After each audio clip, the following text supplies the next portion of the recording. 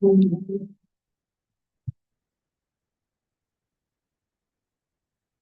how today, everyone? Can you hear us there on Zoom?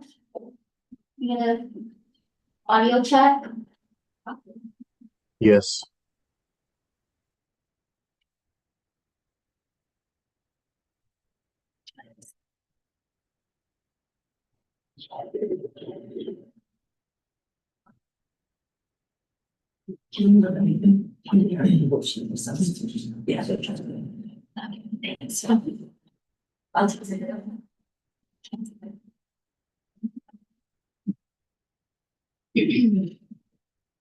Okay, Mr. Ready? Chair, we're ready to go. Yeah. Okay. Okay, feels like a long time. So we'll call the meeting to order for the Southern Guam Soil and Water Conservation District.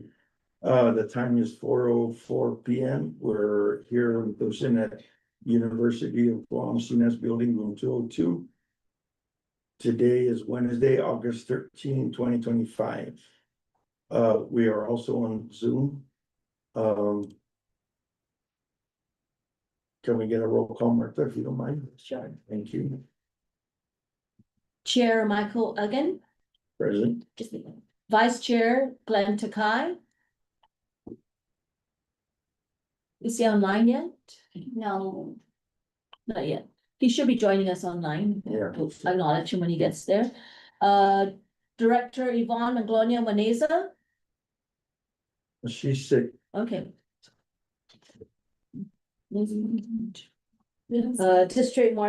District Director Martha Tenoro present. Director Dr. Glenn Dula. And that's, we do have a quorum, because there should be a question here, yeah. Okay. Moving on then to our staff and partners who are here. Yes. District Admin, Erica Pangilinan. present. Conservative Technician, Maddie Flores. Present. Project Director, Jara Datuin. Present. Conservation Associate Day Pangilinan. Present. Conservation Associate Johnny Borja. Present. UOG Technical Advisor, Mark Acosta. Present. And then we can acknowledge some of our partners who are here. Do we have a signing sheet that I didn't see it. Yes, and introduce yourselves. Yes, so can you, John Beneventi, Wander Post. Chad Richardson, USDA Wildlife Services. and I believe online we have, yeah, Jay, Yes, ma'am. Jay Dornella, USDA and RCS. and then also Sav. Hi, Savannah Garcia, Soil and Water Conservation District. Thanks for having me. And I think, anybody else I missed online? Oh. Chairman Joe? I'm here. Present. Okay, all right, we just are acknowledging your presence. Thank you for joining us. And I believe that's everybody now, right? I think Yeah. Glenn, Is Glenn? did he show? I Yes. sent a message. Oh, there. Director Glenn, you are present now? He's on now. Okay. I see his name, so. Can you hear us, Glenn? Yes, I can. Thank you. Okay. Thanks for jumping in. Okay, moving on to the acceptance of the meeting agenda. I would go ahead and make the motion that we approve the agenda as submitted. Okay, I do have one thing to bring up here. There's a duplicate agenda item titled 2025 or 23? 2025 SWCD, SWC election, the election. Yes. under old business and new business. So we will just cover it in old business, correct? Okay. Correct. So since the agenda has been published already, this duplication will be acknowledged and the item will be discussed only once, during old Old business, business. Okay. for the record. Okay, so second, okay, without any objection, Anybody? Okay, without objection, so as accepted. Moving on to number 3, approval of the meeting minutes for July 16, 2025. Can we get I move to accept the minutes. okay, Second it. okay, any comments or anything? No? No. Okay, without objection, minutes, so moved. Moving on to number 4 will be the treasurer's report. Martha? Yes. Just gonna go through our account balances here and the general fund. $102,796.61. The TA 2023 account has $11,105.67. Federal swine account, $4,459.43. GACD TA account, $23,868.49. And in our savings, we have $1.20.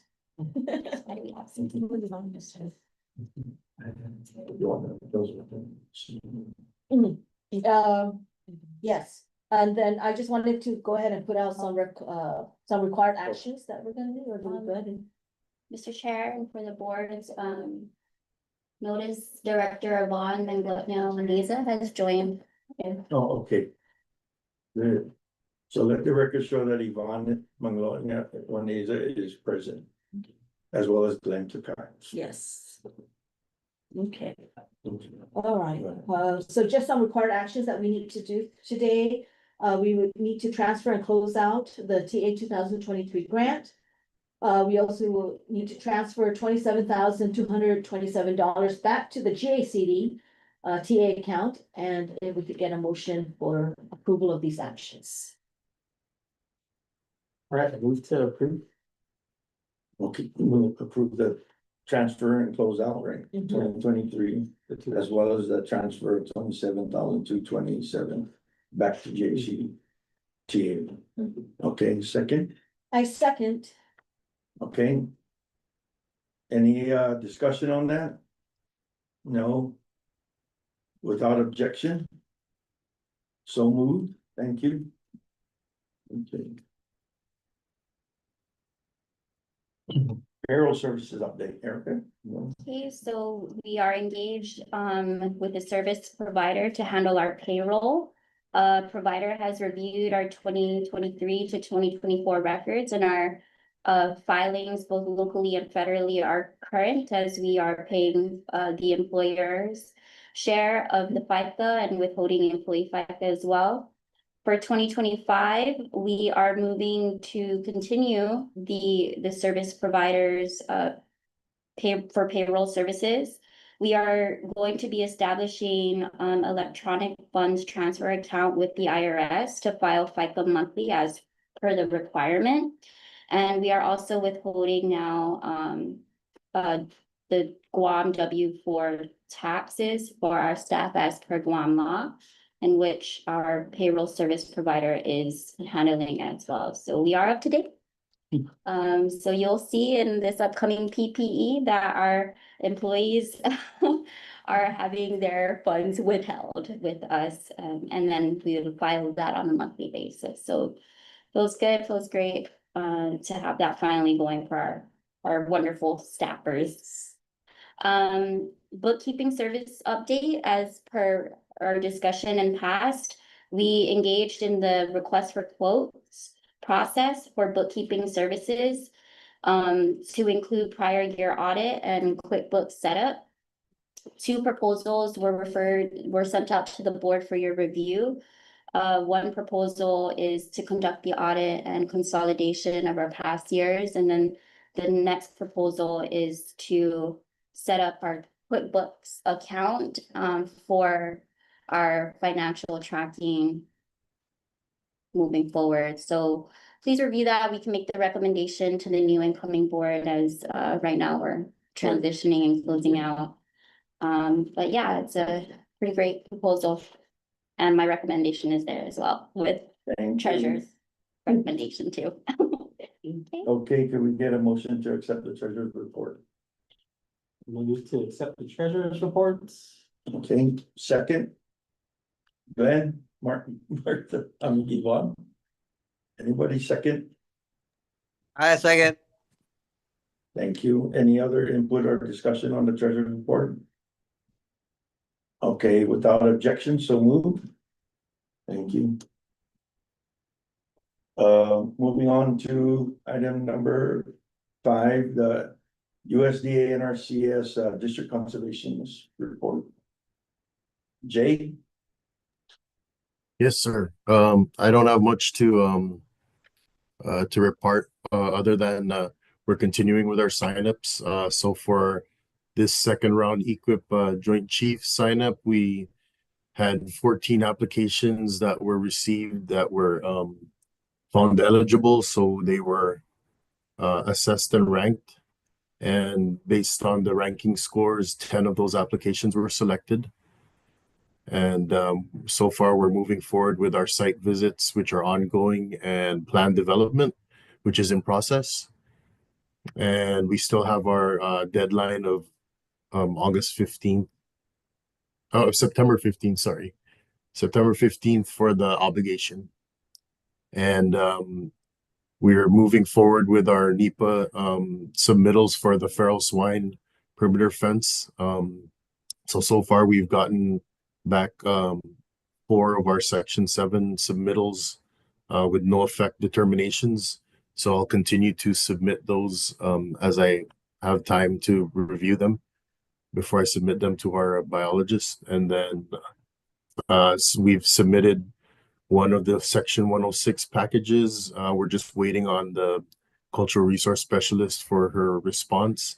The reason for this kind of like delay is because after the training that she gave, there was a recommendation that we use another tech note.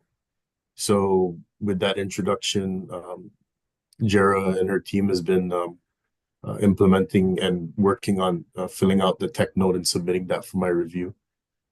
So we're just waiting on that. And let's see. I have our assistant for field office operations, Corey Hishishima, and JB will be on Guam October 23rd to the 30th. They have not mentioned anything on scheduling any meetings, but if the districts would like to talk to them or any of the partners, please let me know, and then I can try to set up some time with them if they'll do that. And we have other specialists coming in starting October 18th, and they'll be giving training to some of the district staff that are seated in our office.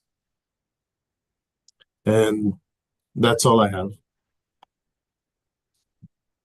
So Jay, what happened there about when we had to redo, our staff had to go back out and redo, what made that change there? What was it?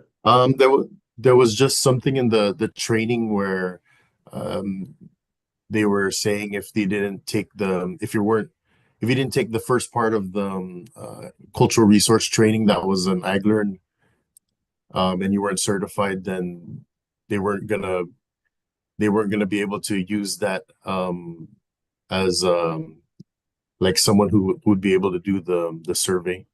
So the only ones that were able to do that were Maddie and John. So that was for the cultural resource tech note 1, the field survey. Okay, so they had to like get that under their belt before they can submit that part of the report. Well, that yeah, yes.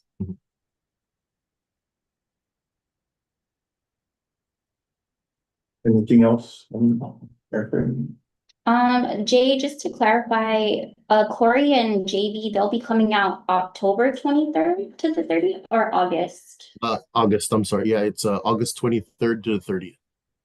And we have specialists visiting October as well, October 18th? No, so it starts on August 18th to the 22nd we have our program specialist coming out.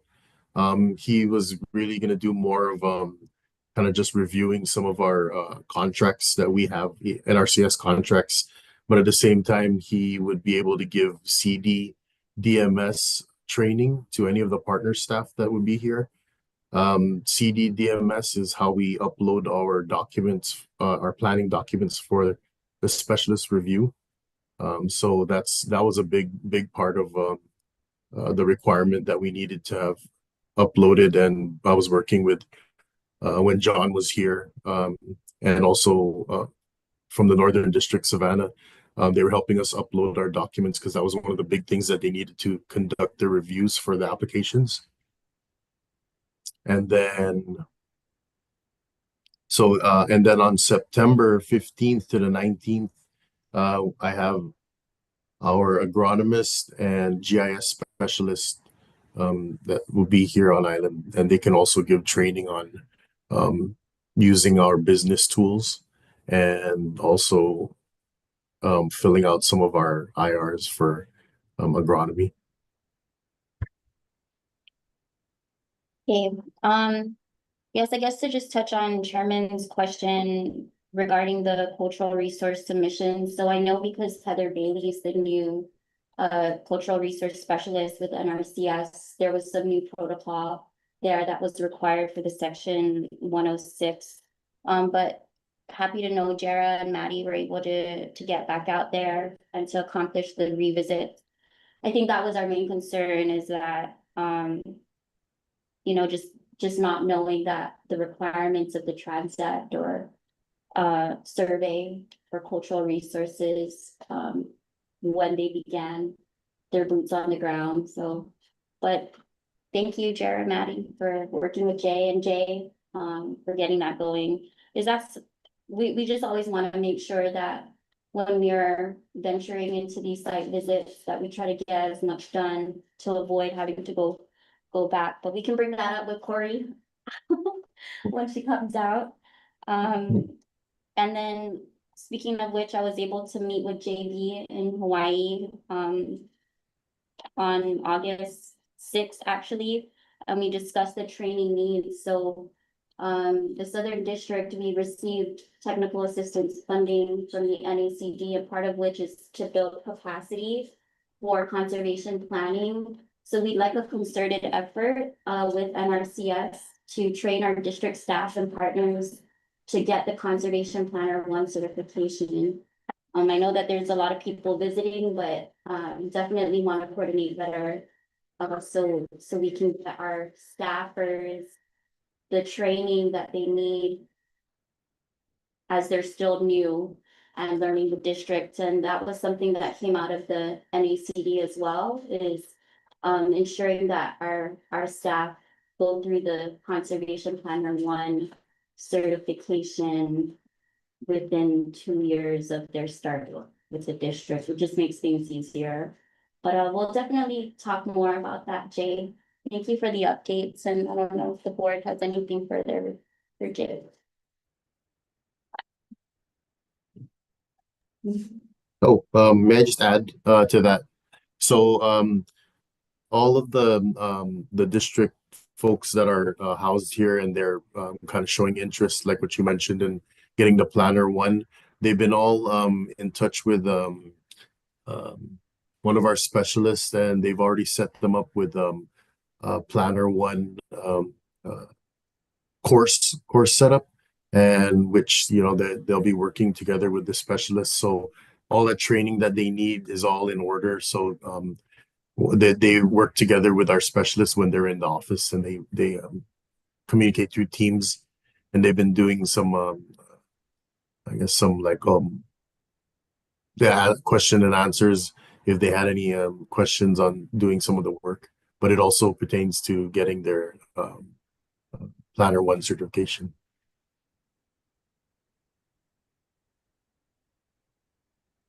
Awesome. Thanks, Jay. Yeah, I guess what I'm looking for is a more formalized program, if you will, that kind of maps out specific dates and progression for our own, like, training purposes and tracking. So that way we're ensuring that the staff are all together. But that's great to know that it's happening. It's kind of coordinating, I guess, under our TA grant and maybe even expanding it a little further so that they can see other areas outside of Guam, possibly, of what conservation looks like in different areas and islands. But okay, cool. Directors, do you have anything further? Do you have anything to add? Jay, thank you. All right, thank you, Jay. So move on to item number 6. Approval of the Southern District membership, updates. Do we have updates on that? We do. Maddie has prepared a membership listing to be approved and updated. However, right now we're going through the election process. And we also discussed on how we are going to go about approving members during our board meetings. So upon research, and this was something that was brought up at the NACD too, on how SWCDs approve conservation plans without putting out personal identifying information. So it was a big topic during the legislative committee meeting. So we have a couple of options in where we can hold an executive session to review in detail the applications, the members' applications, and then approve names in open session. But if not, if the executive session is not feasible, we can review and approve membership entirely open, but that information is subject to public review. So by next time, we should maybe look into it further and see. Well, I like at least the executive session, we can review it and discuss it, right? And know who they are and what, all that stuff, right? Without putting it all out in the open. Yeah. Right? Yeah. That's okay to do, right? And then at the minimum, we can announce something like Cruz, J, Farmer, Talafofo, approved.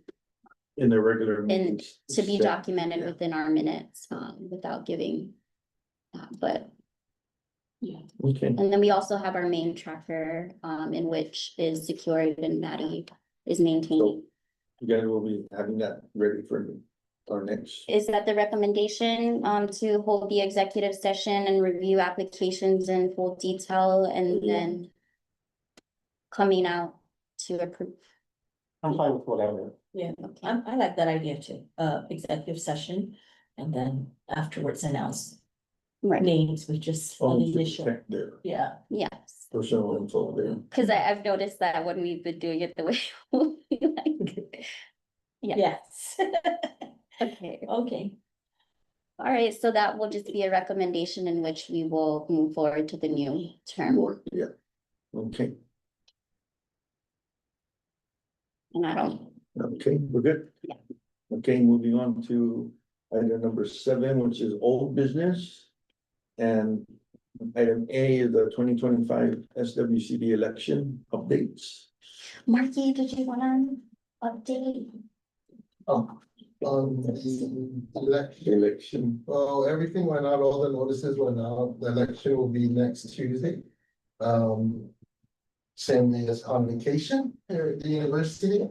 So I know for the Southern District, the registry was submitted to the dean area, and that's what we'll be using for all those coming into vote.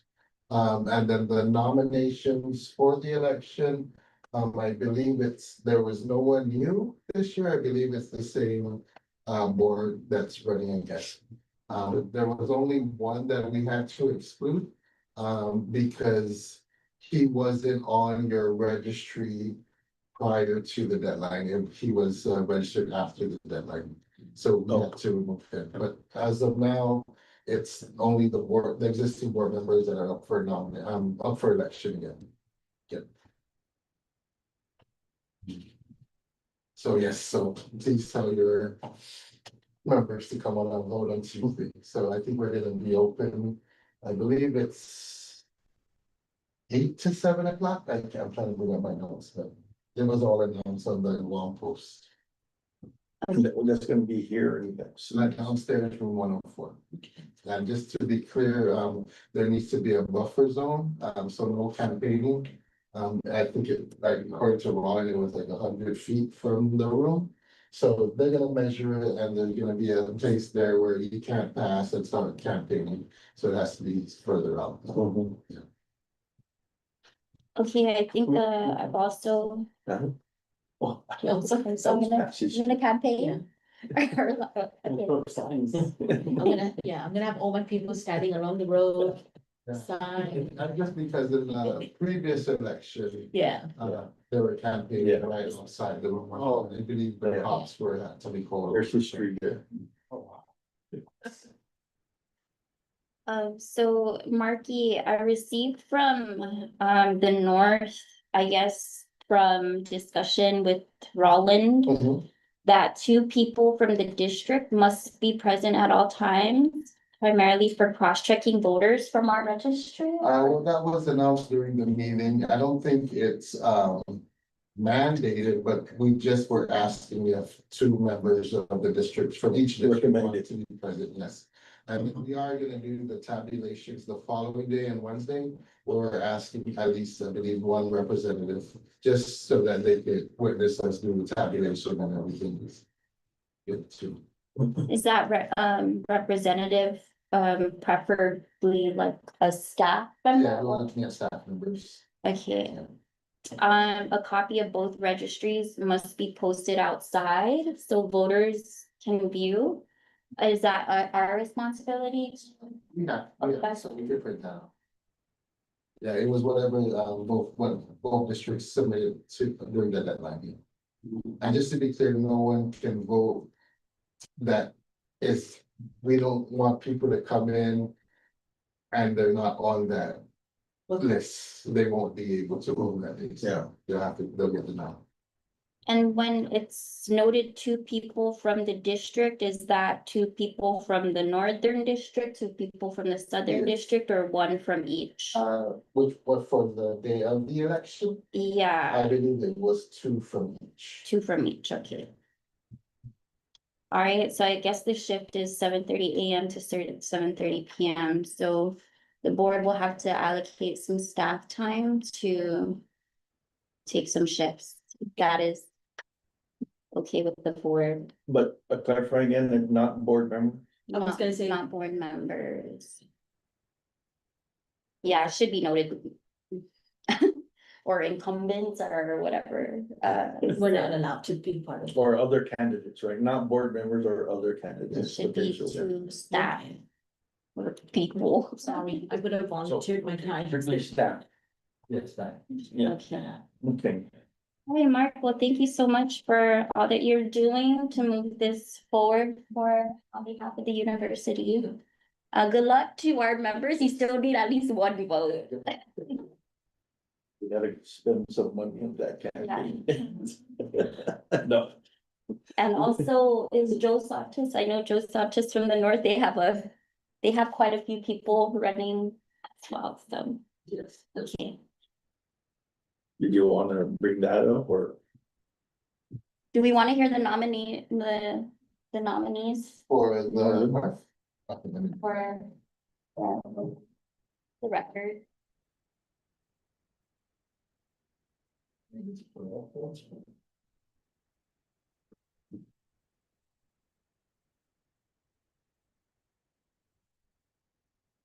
Sorry.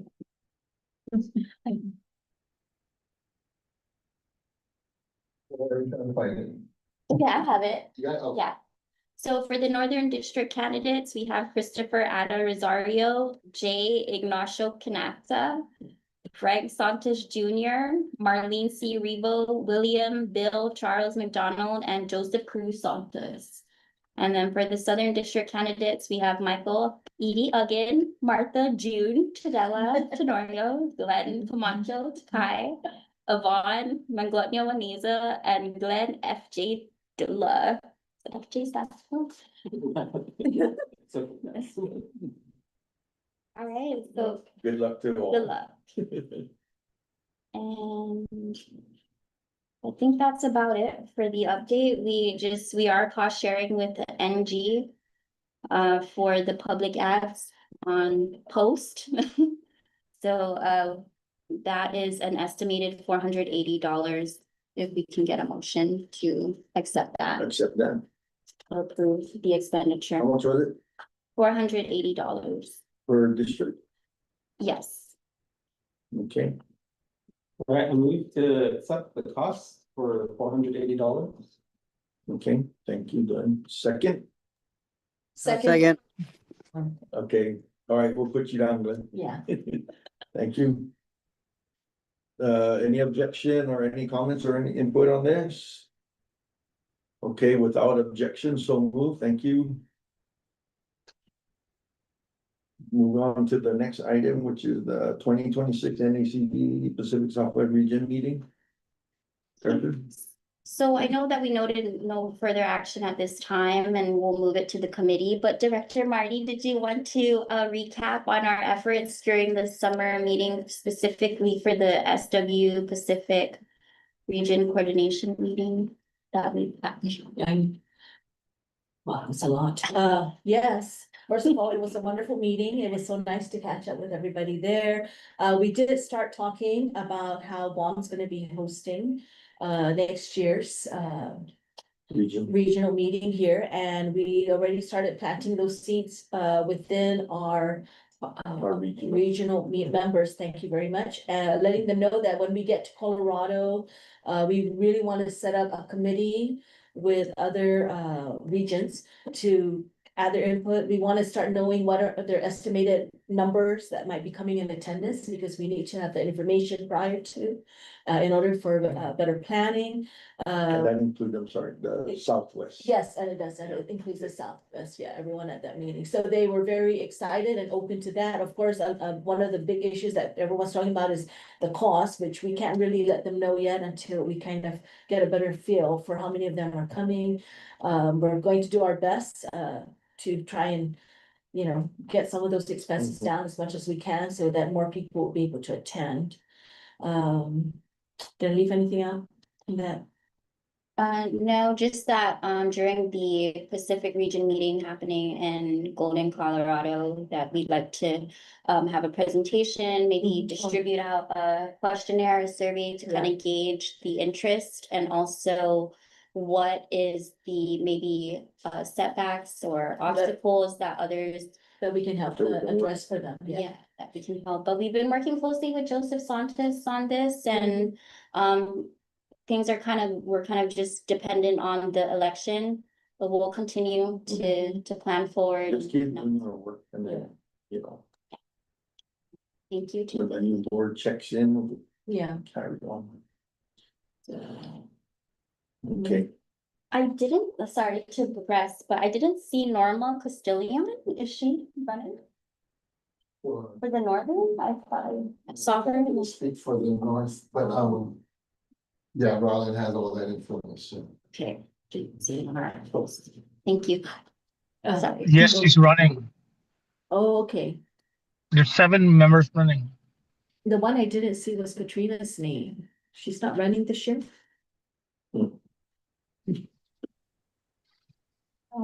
Okay. Anyway. We're still on the summer meeting report? Yeah. I think we're done. No. We're done with our report for the 2026 NACD. We'll move that to the committee. Okay. okay, move on. New business, oh, we already did that one. So we'll go to, we did discuss this one on the previous, the old business, right? So we just. Yes. Yes, okay. So moving on to item B, which is Southern Guam's transition report approval. Hey, well, you can review this, distributing it right now, but this is the transition report in which,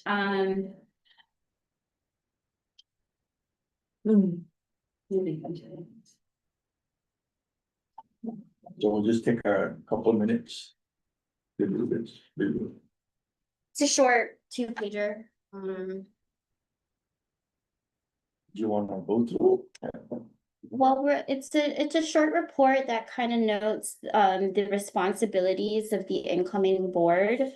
I think what we need to highlight is as the responsibilities or the immediate priorities for the new term is to elect officers and assign committee roles. They need to complete an educational board training covering governance, Guam law, and NACD engagement. Review and adopt an annual work plan and budget, maintain project momentum, and I've listed the ongoing programs and projects that we have currently. Our priority is always to strengthen outreach to our Southern Guam farmers as they're our members and landowners, etc. And then we need to engage with the North for an annual joint board meeting. Very short and sweet, but in the educational aspect, there'd be a lot more details regarding grants and whatnot and deliverables. So this is the report we're gonna submit as for the new board. Yes, unless there's anything else that it's more of a fact sheet, if you will, a 2-pager.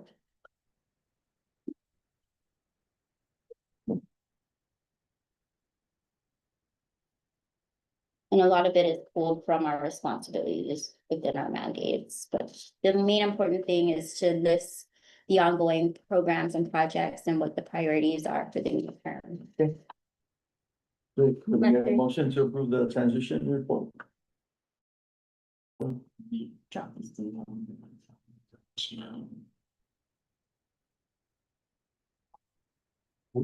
I don't think Director Glenn Takaya and Yvonne have a copy of it just yet, so Can we just table it then? yeah, If these guys can't see it, yeah. move to table. Table? Yeah, because the other two directors don't have coffee.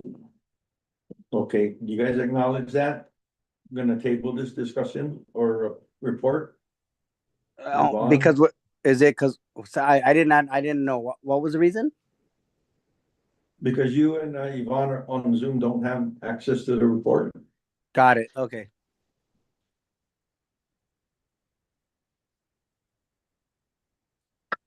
Or, Oh, someone needs to second. yeah, second, Second. okay. All in favor to table? Oh. Oh, Yvonne, oh yeah, but. without any objection. Okay, no objection, so, sorry, that was the old habit. Yeah. That's fine. Okay. And then Erica, can you just, somehow send them a copy so they can look at it too? Yes. Okay, thanks. Okay, moving on to. Okay, C 2025 NACD summer meeting reports. And approval. Yeah. So the report has been sent out and I believe also via email to everybody. If you have had the chance to go through that and just to go through some of the highlights very quickly. We got to meet with the new chief for NRCS. And it was actually several times, she was very much present, not just in our little meeting with the region, but then also with the General Assembly. And it seems to be, from my point of view, very positive and exciting times coming up. I feel she's very hands-on and involved. And What was her name again? I'm sorry. You got it? Aubrey Bettencourt? yes, thank Oh, yeah, there you. you go. Okay. I was like, Aubrey, yes. So Okay. that was very nice. Sorry, Marcia. Yeah, oh, no problem. In our Pacific Region meeting, Director Joe was able to represent, both our districts and he did an awesome job. Thank you again, Chairman Santos. Gave them some of the updates with, what's been going on as far as our grants, what we're doing with our grants, flying, all of that.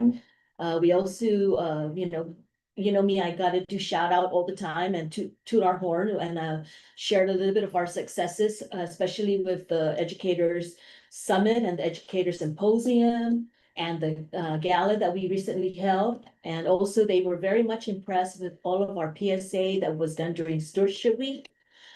So we got all of you involved in all of that, just kudos to everyone because it's being very much noticed and appreciated by, other districts, other regions who look at Guam and say, how did you guys do that? They really loved all of the PSA. That's why we're talking about it, but yes, when we get to the annual conference in February, we're looking to do a breakout session there where we're gonna share, especially the educators symposium, summit, yeah, and share with them, what came out of the cohort and everything like that. Let me see, anything else, Ari, that you wanted to add to that? Other than what's already in the report, I'm just adding extra things that in the report, you can see some of the topics that came up during the meetings and things that was focused on. Yeah, I think just to kind of elaborate a little bit on like the NACD Legislative Committee in which Guam is a member of. A lot of discussion focused around the field staff that NRCS, they've had a lot of cuts and issues with capacity within their offices. So NACD is definitely pushing for these assistance gaps and to get NRCS more funding so that they can hire. But what they need is really the tracking of ROI on conservation programs. What are our gaps? And they want to look at different ways to measure successes and outcomes from EQIP, CSP, and other programs. There is a position for feral swine program funding, so the program is extended to FY 2031. So we need to continue to coordinate with APHIS and NRCS to secure future funding for Guam, maybe increase. So Chad, I know we were kind of talking about that, but we're tracking. Also Guam, being that we're members of NACD is going to start ensuring that we're receiving federal comments periods on conservation practices. So they really want to hear stories from the ground and ensuring that we are providing input when these federal comment periods open for conservation best management practices. We've also talked about developing staff training pathways. So creating a local employee development plan is something that NACD and the NCGEA is trying to push and promote. And it'll be good for our district to also adopt something similar and where when we hire, they are on an employee development plan, which is why the conversation with Jay is so critical, as that's a big part of their development plan is to get them trained and get that conservation planner 1 certification. There is also a discussion on the NACD Farm Bill priorities. So I guess we still don't have a Farm Bill for some reason, an approved one. But I guess it's getting to a point where it is, and NACD does have the Farm Bill priorities that we've established. So they're requesting that we review these priorities just to ensure that it's still in alignment, since that was what developed 3 years ago. So 3 years ago is definitely not today. So if we can just take some time to review that to just ensure that the priorities are still aligned with the priorities today, we can move that forward. And Director Marty, you did a wonderful job highlighting the Pacific Region meeting and whatnot. I think the additional recommendation that we have, the delegation has, is to ensure we are represented at the 2025 NACD Southwest Pacific Region in Golden, Colorado. It's preferred that maybe the committee reps for the planning efforts for the 2026 region meeting are present. This is a budgeted expense and should be ratified during next board meeting. Okay, so we definitely need a good team there to represent, right? And discuss the planning for the next or around 2026. Okay, so that will be, we'll set that for next meeting. Okay, Mhm. yeah. Well, our next meeting. We'll have to determine because we have the election. Yeah, Coming up next week, Tuesday, that's know. already Tuesday. I mean, I'm not worried about the South, but, Marky, do you know what the timeline, the time frame is? I did speak to Chairman Joe earlier, and I can help, definitely facilitate what we need, in terms of communicating the, I guess, do we call them winners? Winners of the election or the election results to the dean? It has, no, so we take care of that and it goes to the president. Okay, Yeah, and then the president is going to formally announce. all right, and then I guess I'll work with the North in terms of setting up the swear in, because the board can't take its position. that might until- take some time too, depending on Yeah, the governor, right? right. Schedule. So is there a timeline in which, the president? So ballot tabulation is on the 20th, the Wednesday. At 10 AM, so it's both advisors plus one district staff. Mhm. Then the memo goes out from the results to RD. And then RD sends it to the university president. The UOG president will send the election certification to the governor, speaker of the legislation, SWCD oversight chair. And then all ballots and results are held by RD for 60 days after the election. It doesn't give an exact date, but we are by Wednesday, we'll already send the memo straight to RD and then she prepares the memo to the president. And then the president sends the verification to the governor and the oversight chair for. So who notifies the winner? So I mean, how is that? In that? Is it gonna be the governor's office to know, or is it UOG? So I know UOG president announced it to the governor. That's all that we know. But I could go back and ask, I'll be meeting with Rollins tomorrow. I mean. Once we do the tabulation Wednesday, we'll have a clear, we'll already know who wins it at the end, so.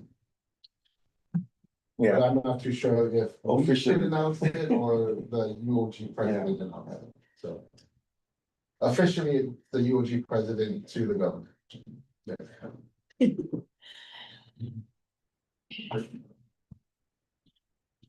So really, we won't be able to, I mean, our usual plan of our meeting dates, the next one won't be until September 10th with our partners, and then September 17th. The meeting is September 7th. So maybe just approving a number of Okay, like the, three. without having to designate. For now, depending on the scoring in. Yes. I mean, I know that the Southern District, we have the same directors. The issue is when can the board officially okay, so take wanna action? do now the positions, Yes, so like two directors, one staff, and.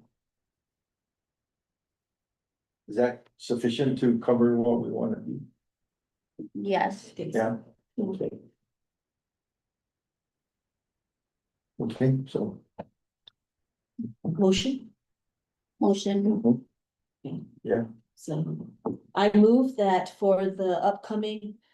Southwest Pacific Region meeting happening in Colorado from. The date of the conference itself is September 7th to the 10th.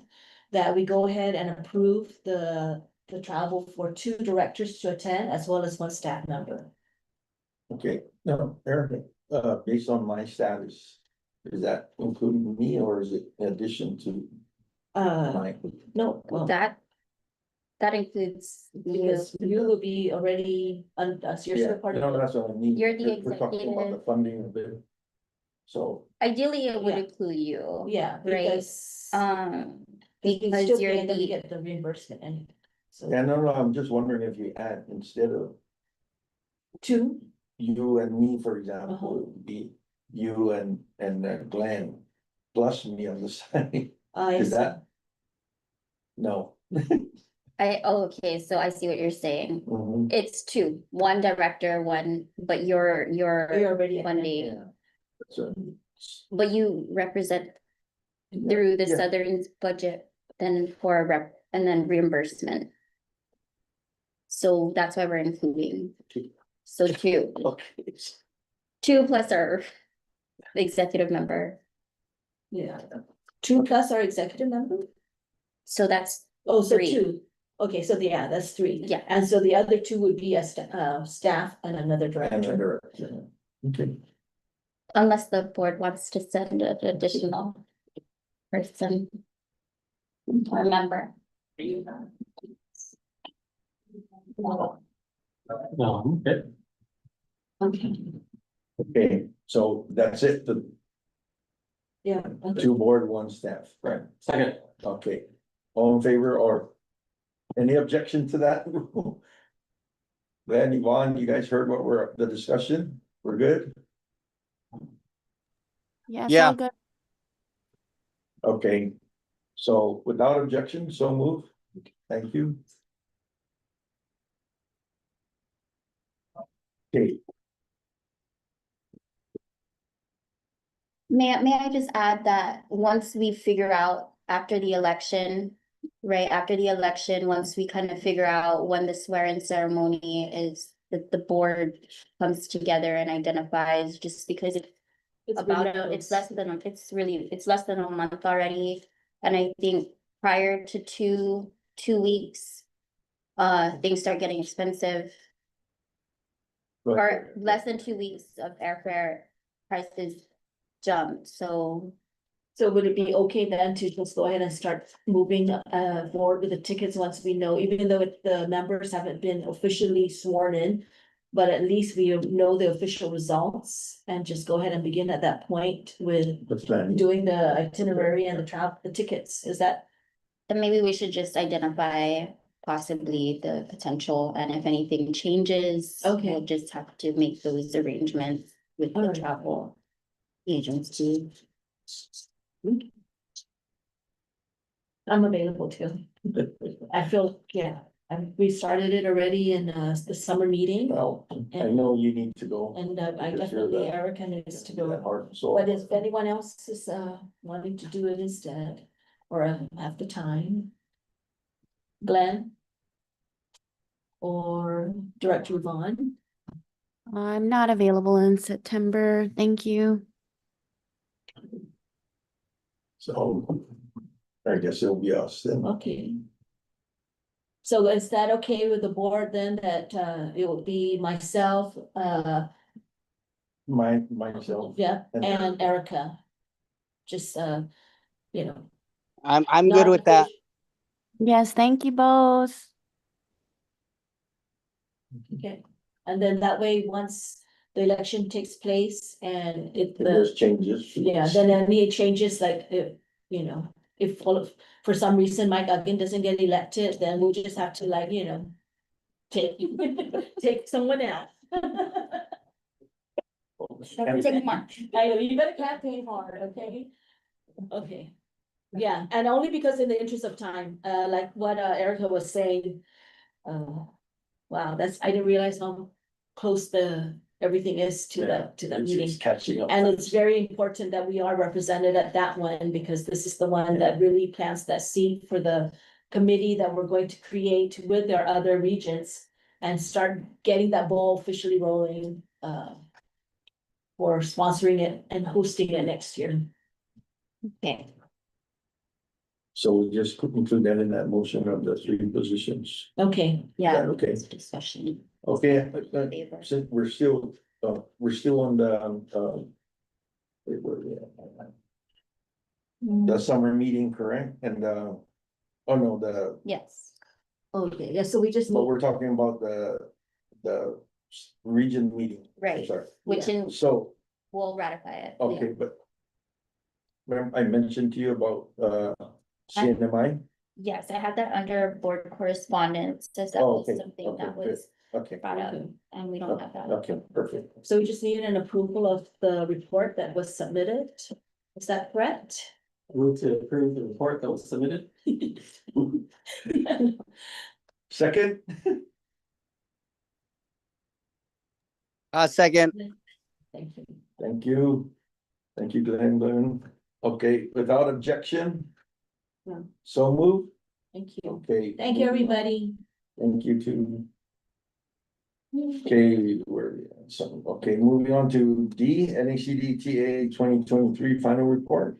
Okay, now that we have officially closed out the program as per the board, we will begin the official closeout and final reporting for TA 2023.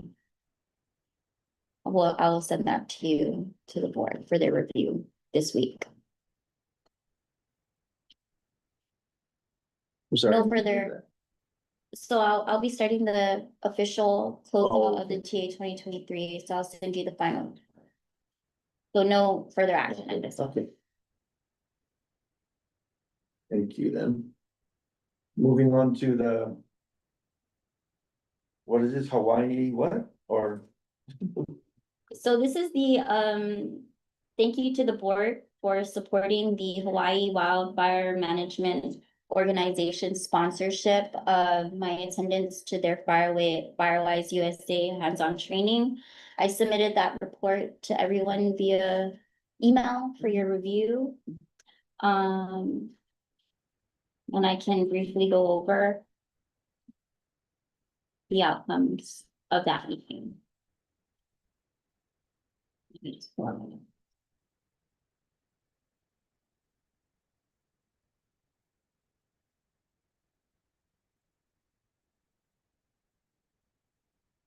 Let me know if you were able to receive it. Did the board receive my report? Okay, so for those of us that are not familiar with the Firewise USA initiative, it's a national recognition program that is hosted by the National Fire Protection Association. It really helps the communities reduce wildfire risks, and it's all about being locally led, and that's something that we're very familiar with. So residents will take the lead while partnering with agencies like us and the Guam Department of Agriculture and the Fire Department to implement a community Firewise plan. So why I went out there was to get the training on how a territory and a group of organizations come together to assist and support a community in developing their Firewise plan. So it was really nice. I mean, it wasn't nice, it was kind of sad because it's a real issue back there, especially in Hawaii with their wildfires. What they did is they took me and a representative from the Guam Department of Agriculture to the homesteads in the west side of Oahu, which is really, really dry.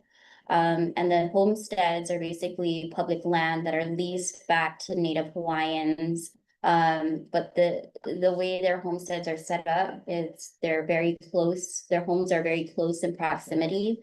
Kind of like Dedido League One, if I can explain that, but around them is like the mountain ridges that are very dry. So if those were to catch on fire, those homes would be That's in the wall.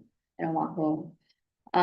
We also went to the Big Island and visited Waimea, which is the cowboy country, and a lot of their homesteads, which is kind of different from Oahu because they incorporate agricultural lands. They have a lot of pasture. Actually, Parker Ranch is one of the biggest ranches in the nation. And it looks literally like Yellowstone. So they're very proud of that. I mean, it's very beautiful, but they also have a lot of issues with wildfire. In fact, we were flying there and the lady that was going to take us around couldn't meet us because there was a wildfire Mm. happening. And in fact, when we were there in Hawaii, it was the 2-year anniversary of the Lahaina Maui fire. Yes. So it was very emotional for them, but it's really great to see the community getting together and prioritizing the need for Firewise. So with that training, we were able to witness how they conduct the assessment. And in order to be nationally recognized as Firewise, they have to do an assessment in which HWMO they conduct, and I'll be able to conduct that along with Asia. And then they have to put together an action plan, which the basic requirements are like 2 education and outreach events per year, and another type of assessment. And then yeah, basically that's it. Then they have to renew it every 5 years. So thinking about Guam, we'll be working with Department of Ag to maybe identify a community down south that could, where we can pilot this Firewise initiative. But it was really great to go out and kind of see it organically, these different communities engage in community-led. So that, Firewise. in that Oahu neighborhood, you mentioned on the western right side of the right? Yeah, west side. Did they talk about, comparing with, them with, Maui, and are they doing something immediate to prevent that from happening? Well, a lot of 'Cause it, that's very much what they're looking at, right? it goes back to the way that the way they maintain their house.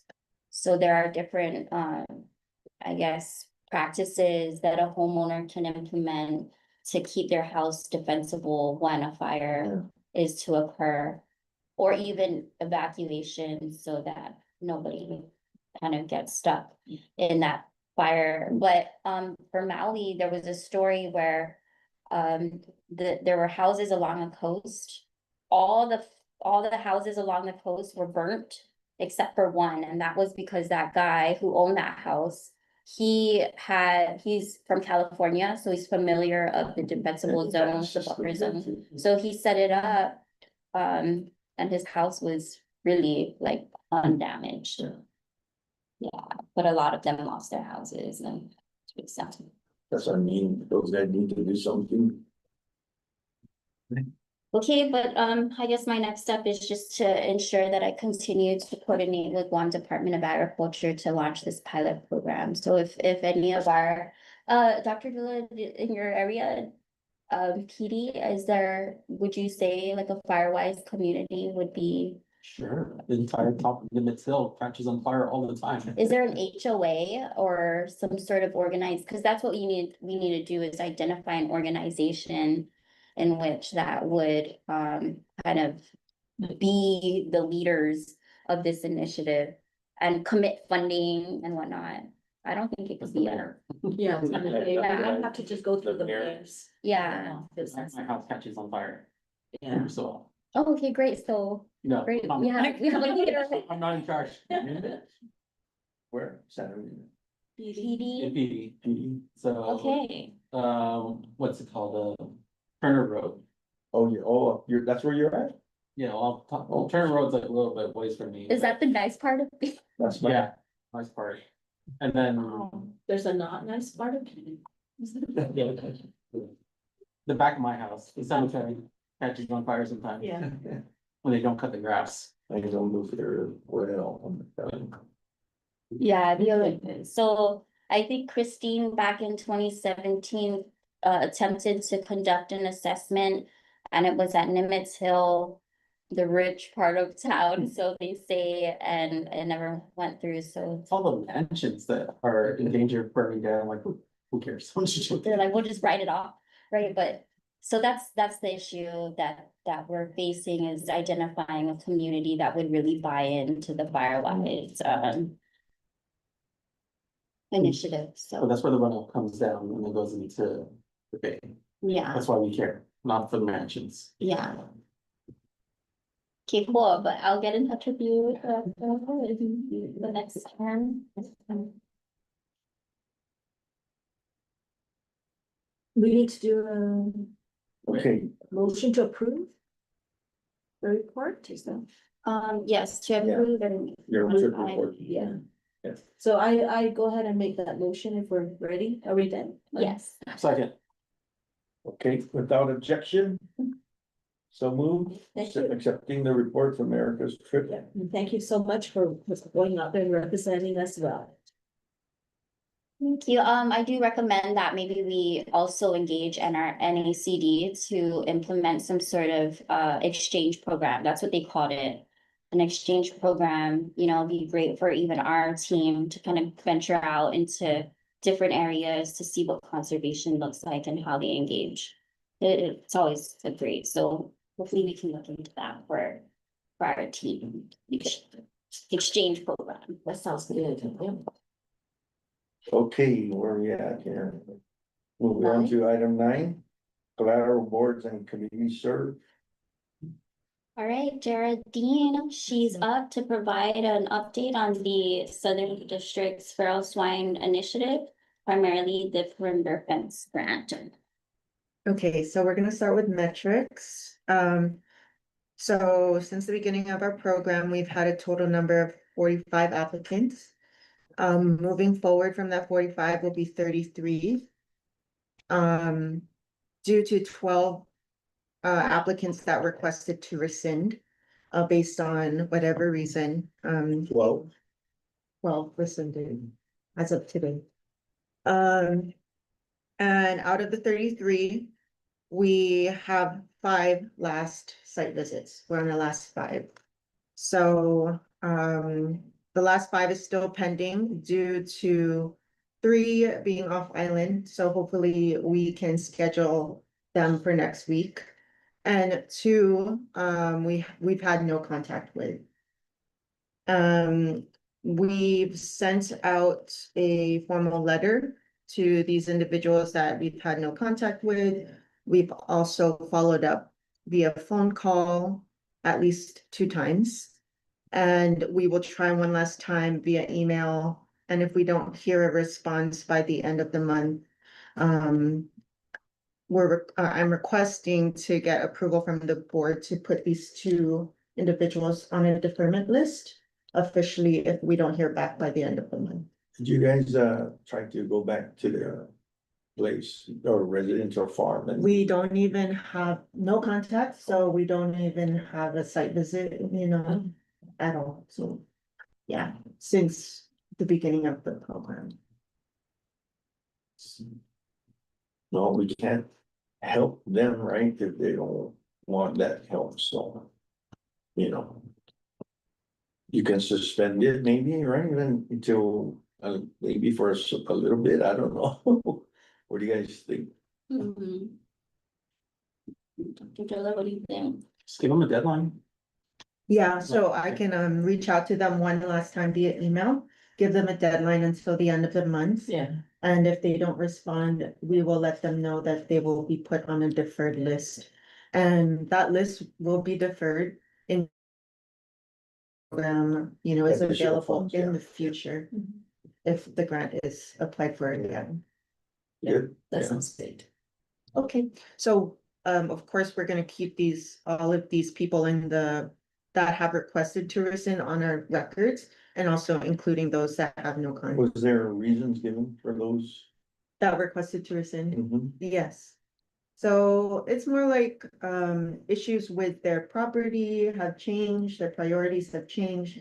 They don't have any control over any outcomes on their properties. Also, as we expected, some of them are saying that, the requirements are too much. And they didn't realize there's going to be a lot of. Yeah, that's what I was, The commitment, I mentioned that before. yeah. Yeah, so we did expect some of Some of those guys, those would drop. need all this stuff, right? They just, they don't wanna deal with it. Yeah. And some of them also didn't attend our workshop, so they expected the fence to be somewhat of a residential fence. And when we did show them that the outcome is more of a farm fence, they were like, okay, this is not for me. Yeah, Especially when they're trying to propose a fence for their residential home. Yeah. yeah. So those were kind of the And that's a reasons. good point to address future potential sites is, we need to focus on the agriculture sides. That's the way I see it. So, So if that's okay for the board, that I'll give them a deadline until the end of the month after contacting them for the last time via email. And then let them know that, but those individuals, that even the ones that rescinded their request, right? Are part of our list, Mhm. our farmer listing. yes, some of them are, yes, Yeah. part of the Southern District. So they were list. already approved to be a member, with us, most of them, except for the ones that are. Gonna be needing to reach out to them for our election and all that, so Mhm. that's important for us to maintain our. So, Yeah, and then it'll be good, even though they rescinded, they'll still be informed of any opportunities. Yeah, so a lot of them did want to still be informed of any opportunity, and they still wanted to, get communication from us and still retain. the yeah, so there district. could still be some benefits for them also, Mhm. even though they don't. For example, have the control that they want for fencing, but maybe other things, right? Mhm. So. Okay. Okay, so, yes. Well, Let and them know. Maddie and Jared have been really, really trying to reach out to those, especially those that are no contact. We had one. So mine's done, right? Yes, yours is done. That one, it was that rainy day, right? That rainy day, yes, it's complete. I lost my clipboard that day. Yeah, oh, yeah. I thought I found it, lost but my empty, pen. You want it back? Oh, you found it? It was fun. Okay, so for the next point, we're currently doing market research for the cost of a contractor. To get quotes for materials, shipping, design, and labor for each of our applicants going through the process. And we are also doing market research for possibly engaging with a contractor to install a fence. And we hope to take this approach primarily to really give the farmers the assistance they need. Especially because some of this paperwork and information is required to receive the funds before they sign a contract. But also most importantly, we want to set the farmers up for success. We don't want to have any failed fences, and that's not an option. Yeah. So we really, that's why we're trying to explore this route. Nothing's set in stone. It's still market research right now. Next, just to let the board know that we are looking at creating a selection committee. The goal for this committee is to review the packets to select the final packets for awards. But we would discuss that after the elections in the next board meeting. So just to let you know that will be in discussion for next month. We would like the selection committee to consist of the PI, of course, and the project director, myself, district administrator, the district conservationist, NRCS district conservationist, one conservation tech, and one director of the board. More discussion can be had on that at the next meeting. And lastly, yeah, Just to be clear, it would probably only be Marty or Yvonne. Since you guys have applications in. Yeah. yeah. So. How about you as the PI? Do we have Hmm? the PI? Oh, yeah, the no. PI is in there. Yeah, he's there. So the And- PI. You guys want to do it all, it's fine. PI, the project director, district administrator, and the NRCS district conservationist, and one conservation tech. Is what the minimum, and maybe if there's any other people that you'd want to recommend to be in this selection committee, that can also be discussed at the next meeting, So lastly, I think it was the last meeting or 2 meetings ago, I submitted the draft contracts for the UOG legal office to review. And, it's still at the legal office. We haven't heard back. There were 2 follow-ups and, yeah, we haven't heard back from legal office yet, so. Contract is still there. no movement yet. Dr. Dula, do you have any recommendations on how to move this contract review forward expeditiously? You play golf? Oh, yeah, we do. Marty, director, has golf. Usually on Wednesdays and Thursdays, they're out playing golf on some, Who's the name? Anthony Camacho. Uh-huh. He's the UOG legal counsel. You need to start getting a little innovative. Yeah, we can just follow up and we just, we just need to, I'll ask for a favor or something. You play? No. In college I did, I was terrible. Yeah, but it's not to be good at it, it's just to have that interaction with. Yeah, yeah. Both days, just team building, then if that's. I'm not the a case. good golf either. Driving range, bring a bucket. Yeah. You the driving range will be fun. Where's that? Oh, the place with the sushi, 2-1 golf driving range. yeah, the one with the sushi restaurant. Yeah, Yeah. Stonefish. Stonefish, yeah, Stonefish, Yeah. it's pretty good. And they have the putt mini golf there too. Ooh. Team building day. Yeah, Team building, Yeah. end of the year, team Yeah. building. Yeah, that's a good idea. Well, thank you. Oh, my back is already hurting, guys. Sarah, That's is good. there anything else? That's it. We'll let you know, Chad, Okay. so you can Okay. know this for sure. We're good Okay, there? thank you. And I just want to add that Jara was able to successfully onboard within our CS and she's doing that, so. Congratulations and thank you so much. Yeah, Good job. Already created one set. and Maddie has been so awesome in assisting in getting those site visits. Yeah, coordinated. oh yeah, thank you. Yeah. Yeah. Not We just with, really- not just with the feral swine perimeter fence grant, but also with the drone mapping efforts too. Oh, and Okay, thank you for my soils test. Oh, nice. How did did you get in the results? mail? I got an email, Oh, well, that was- right? Wow. Any gold in there? Like, Okay, moving along. yeah, so thanks, Jer. Dr. Dula, did you want to add anything? We still didn't receive our money from any CD, so we gotta Yeah. push that. Look into it, good connection. The feral swine pig bird feasibility study, so that's still our initiative. I'll be meeting with our guy on the ground, Friday to compile the data and see where we're at moving forward. I like the board to consider, how we can really back up this initiative. Maybe we should have that working group again Yeah, to discuss all that before we put it out, right? yeah.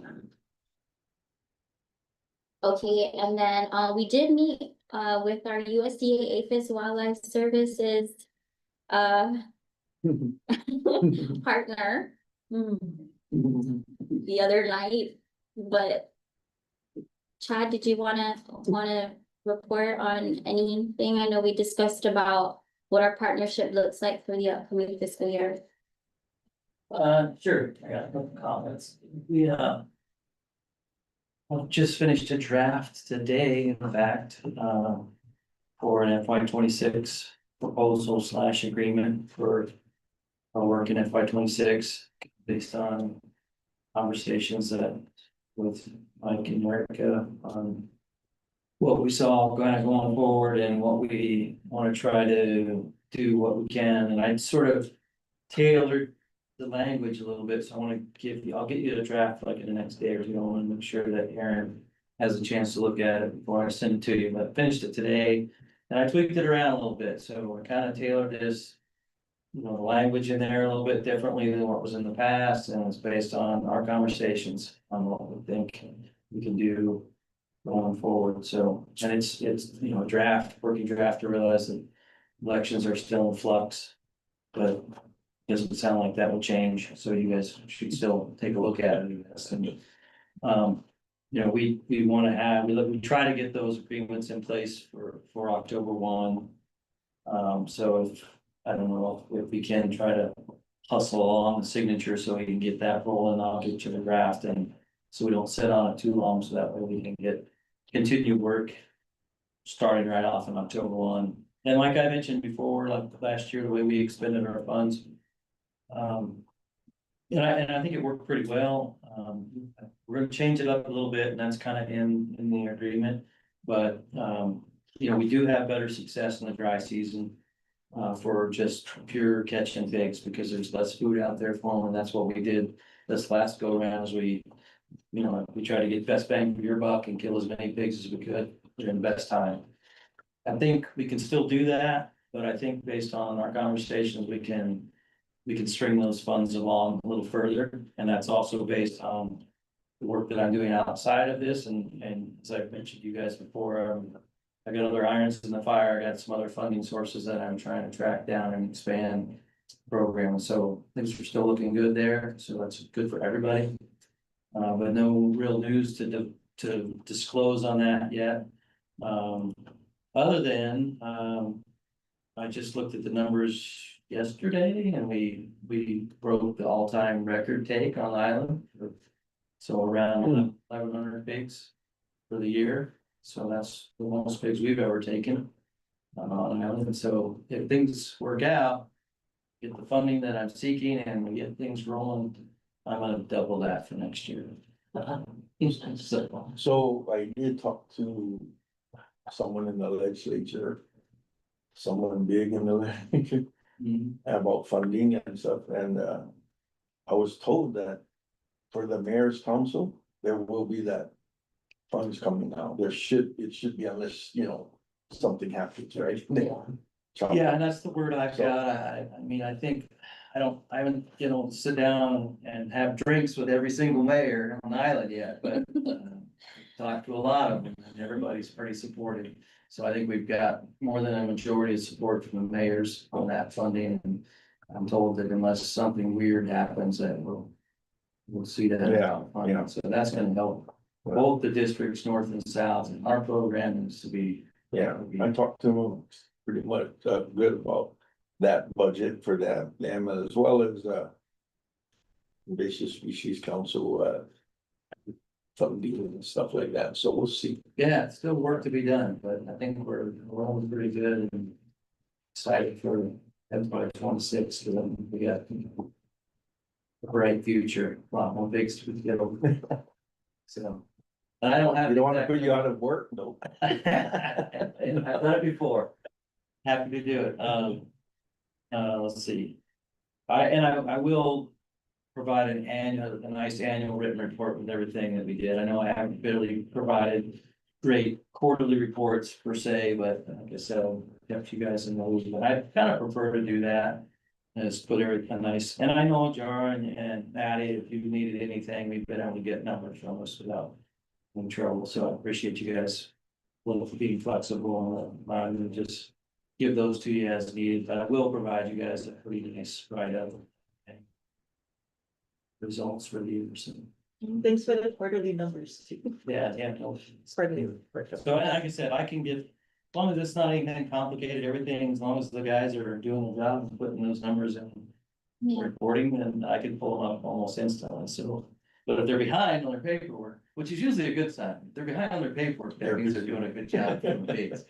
So it's kind of a fine line. I don't like to crack the whip too hard on their paperwork, but they get it in there and then some. So sometimes if you ask for numbers instantly, there may be a little bit of lag between the time that those guys get numbers recorded and then it ain't gonna be off by month. So any given time we can get your numbers pretty quick if you need it for any specific reports. That's all I got. I can brief you guys a little bit more too sometime on what's developed with Department of Ag. Yeah. So it's good news. I don't know if you want me to elaborate now or not, but it's Cliff notes. in a nutshell, that grant that they proposed was to buy a bunch of traps and a bunch of equipment and to sort of expand on this technical assistance program to the mayors. And that was, from what I understand, was proposed several years ago, and then it was. They stole my. They stole, yeah. I kinda heard Yeah. that. Yes, Really? Yeah, it sounds like they just. yeah, that's what I heard too. But so when the good part is they really didn't know what they were doing, and so I was able to talk to a couple of new technicians, and as I was briefing them on our program, because they're like, well, what can we do to buy equipment and start this program? And I said, well, let me just bring you up to speed on what we've been doing for the last couple of years. And so I said, the mayors don't really want to do this, the ones that I talked to. And I said, I explained to them what I'm doing, and they're like, oh, okay, well, maybe we could just take some of this funding and just kind of roll that into the mayor's funding or roll that into some of you guys' work that you're already doing. And I said, yeah, that's great. So it's still developing, but really, I was kind of glad. And actually, Chelsea came in just opportunistically when I was meeting with some of the techs there, and so I got a chance to talk with Chelsea a little bit of that, and she was all about it. So it's kind of gonna be, it's a 2-year pile of money. For us, if we get it from them, it's be $100,000 a year for 2 years. But they're gonna have to split, I'm gonna have to split that between feral hogs and dog and cat control. So Charlene is kind of doing dogs and cats now, I'm doing pigs, so Charlene and I will fight over $100,000 a year, but either way, if even we split it, it's potentially an extra 50 grand a year for me for pigs. It should be another huge win for us, so that's what I know so far, it's still. Are they planning to do dog trapping? Yeah. Sure. Yeah. Exactly what they're, because I didn't meet with Mariana on, she's kind of heading that up, and I just sort of, they asked me a couple of dog questions, I'm like, that's not my area, so I don't know exactly what they want to do.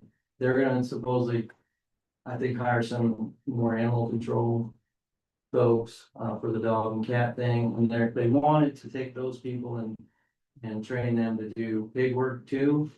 And I said, no, I don't want that. So they said, okay. Let them focus. Yeah, so I mean, Yeah, but what's their, trouble say? what's their tactics? They were very How can they amicable catch to them? my ideas. I mean, I just flat told them, like, no, that's a bad idea. I wouldn't do that. Like, oh. So we'll see how it shakes out, but that's all I know. And that was Thank you. taking advantage of an opportunistic Yeah. situation. So that's all I got. Okay, thank you. Oh, just really quick, if, as soon as you get that agreement drafted up, we can get it on the agenda for our next board of directors meeting. We do have some commitments under the feral swine perimeter fence grant as a contribution, so, whatever, when you can, Well, it's for what we talked about. yes, It's for 25. okay. But yeah, I will get you, I can have it to you probably this week, so I'd like for you guys to take a quick look at it just to see if you like the language. I didn't change a lot, but I just tweaked it a little bit on how, like we talked about how we're gonna service calls. And it gives me the flexibility to use other funding. And which I think in turn will make your money go further. So that's the plan. Because I do not wanna go, I do not wanna have any kind of a dry spell. That's the plan, is I don't wanna turn anybody away. I don't wanna have to say, well, get up, you're on the list. I'm gonna find a list to put you on, whether it's, but if I got 3 piles of money, I'm gonna put you in one of those piles. The people should not have to wait for service. And so that's the plan. One way or the other, I'm trying to figure out a way to make sure that there's not a waiting list for anybody. Doesn't matter if you got pigs getting in your garbage cans, or if you got pigs tearing down your banana trees, or if you got a large farm, or if you got pigs in the schoolyard, or if they're tearing up the soccer field, whatever. In that case, if it's a soccer field, I'll put that time on that mayor money. If it's in the trash can, well, I might be able to put that time on my federal dollars. If it's in a ag situation, then I'll put that time on you guys. So the idea is I think I can spread it around and make sure that we make the dollars go all the way So through. we talked about, right? Yep, exactly. Something else for me? That's I it. think we're good. Okay, Thank I'll you get for you that draft right away, so you guys can give it a quick look, and if you got any tweaks or comments, then I can just make those adjustments, and then we'll call it a draft, and then you guys can We'll get it going. Perfect. Thanks. Yeah. Thank you, Chad.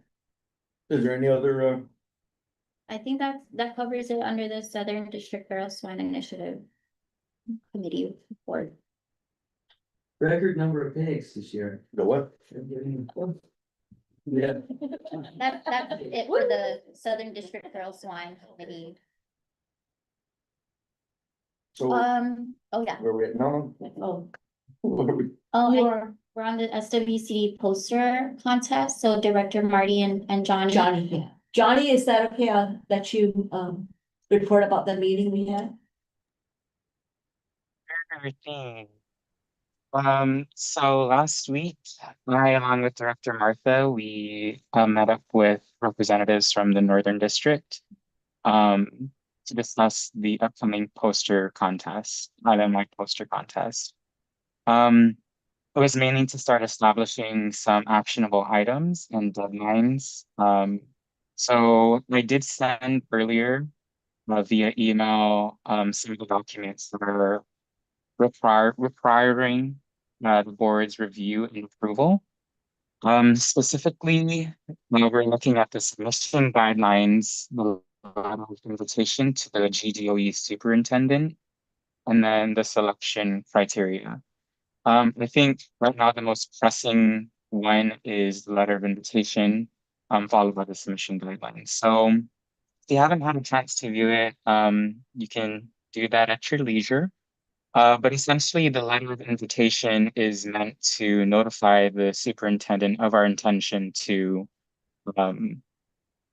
get students in public schools to participate in the poster contest. The intent with it is that we will submit whoever is our overall winner to the NACD National Poster Contest, and that deadline is in December. So we're really trying to get started on this so that we can ensure that it moves smoothly and we have a large number of participants. Any questions so far? What did you say? Any Any questions? questions? Okay, so the intent is that we send the letter of invitation to the superintendent, hopefully by next week. Really so that again he is notified before we start reaching out to the administrators of the schools. And it might also take him a while in the same way that it had when we were trying to get a hold of him for the educator symposium. With the guidelines, some important dates that we, as the planning team, had decided on is we are going to make the announcement of the poster contest at the end of the month. So that's looking like either Friday, August 29th, or it might even roll over into the first day of September, since that is a Monday. With that, we are also waiting to hear back from the Northern District for physical submissions. So last year, what had happened was the submissions were taken to the Guam Museum since it is a pretty central location. And then they handled them from their Savannah, picked them up, scanned them and everything like that for the judge's review. So we are waiting to hear back. Chairman, they're supposed to talk with Chairman Joe about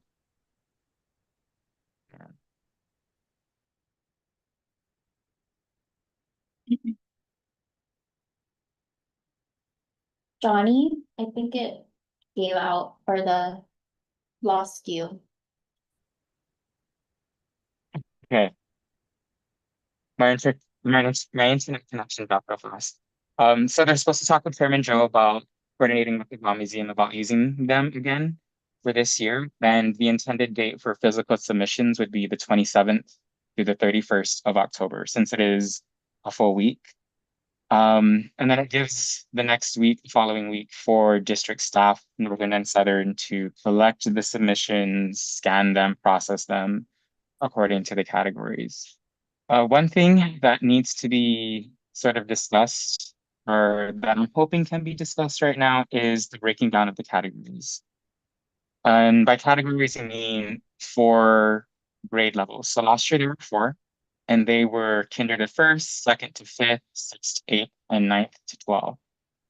The reason for that was the Northern District wanted to reflect the national poster contests breakdown, which is even broken down further than that.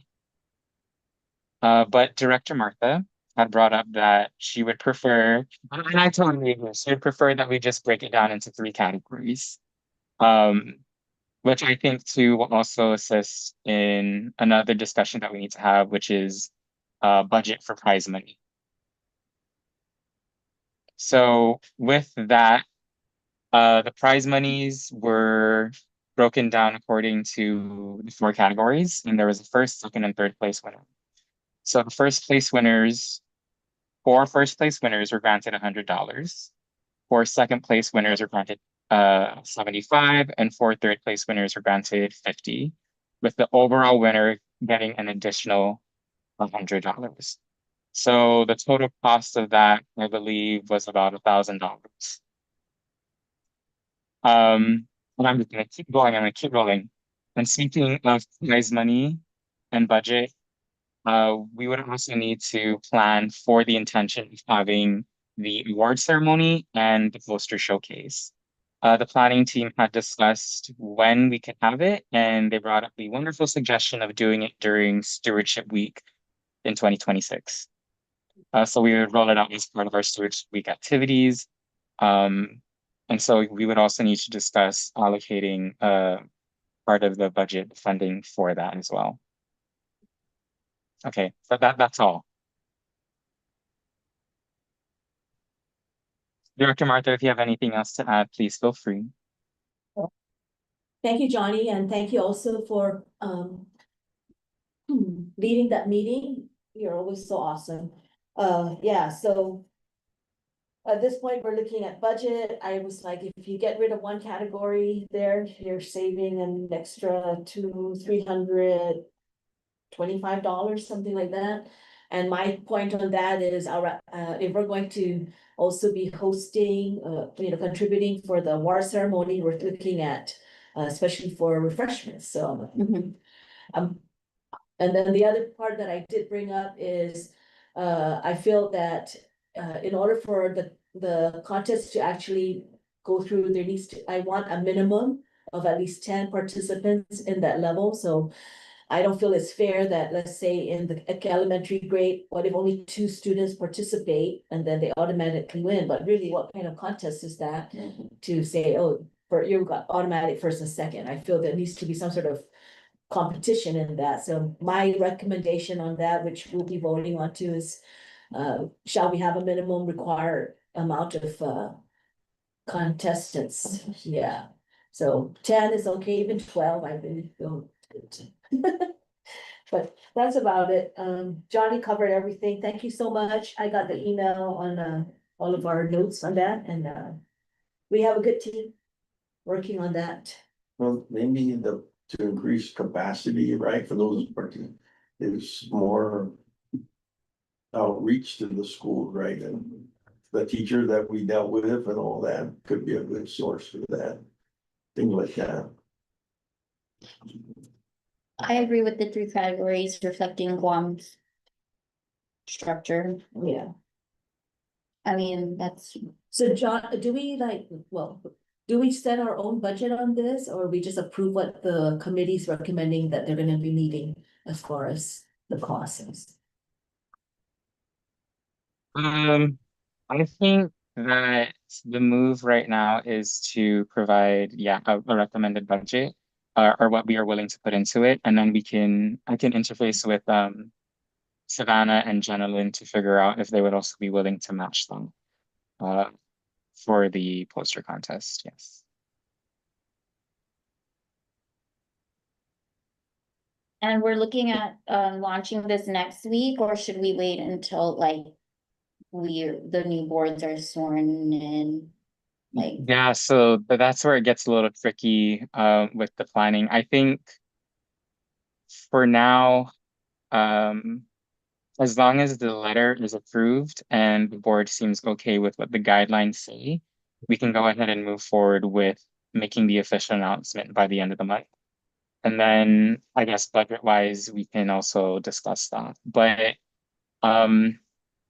tentatively, if we are looking to put out the amount of like prize money, it would be good to have, you know, an idea of where folks are thinking. So we're doing 3 categories. We could still do the same 100, 75, 50 for each category, for each winner in each category. Which is what we did last year. That was the same price. Mhm. I think it's fine. I mean, and we can always adjust it. But I like the 3 categories with the same award. Funding amounts for first, second, third, and overall. Okay.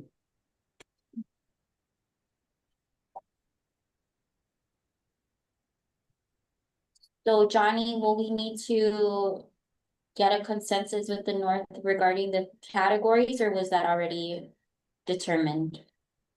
We will need to get a consensus. They have to discuss with their own board. I spoke with Jenilyn earlier, and she is conspiring with Director Norma, and Chairman Joe. He was here. I was gonna try and loop him in on this to get his opinion. But they are trying to get a hold of them to sort of give their input on that. But we can also let them know about our board's decision to have the 3 categories instead. And we'll go from there. Is that okay with the board?